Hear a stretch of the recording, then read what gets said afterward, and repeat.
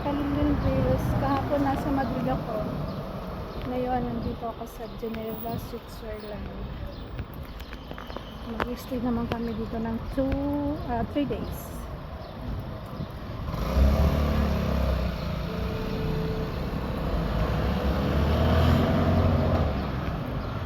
Hindi pa kami masyadong nag-explore dito sa Switzerland, Geneva, Switzerland. Pero napakainit. Summertime dito. Init.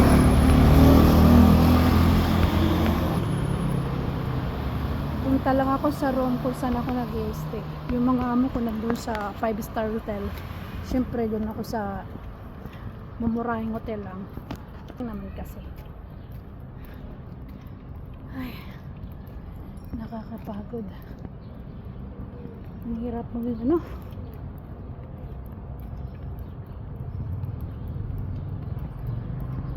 Nakapagod maglakad.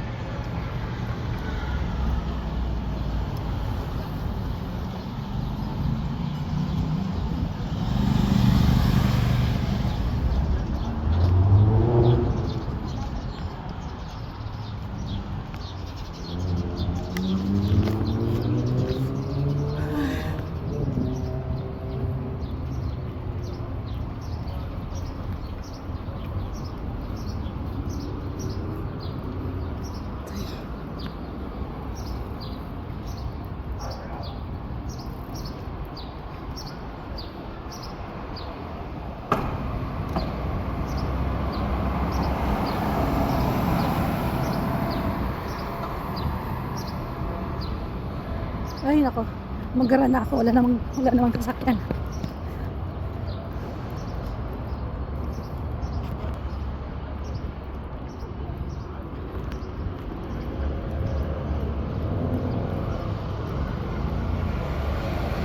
Yung hotel ko, Hotel Geneva.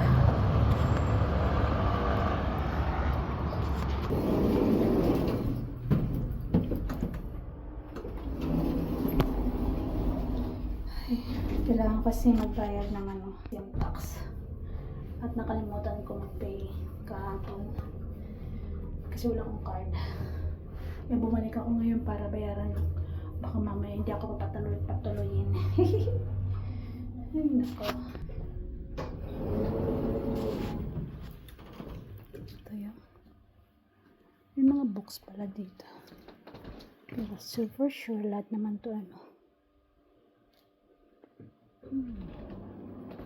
Ito yung parang sala-sala. Para lang siyang bahay. Na merong sala. Ito yun. Actually cute ang room niya. Kaso, wait. Mainit lang.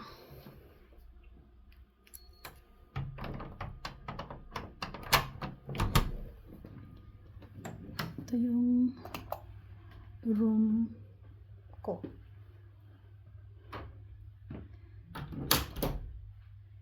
Cute diba? Yan. Ito yung room.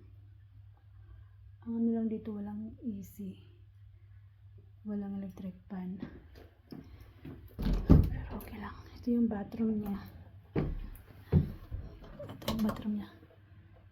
See? Ito yung shower area niya. Ito yung bathroom. Cute diba? Actually kung ito yung room ko sa bahay, okay lang sa akin. Dito ako natulog kagabi. Ito yung magiging room ko for 3 days. For 3 nights, I mean. Ano siya? Ito yung labas niya. Hindi nakakatakot.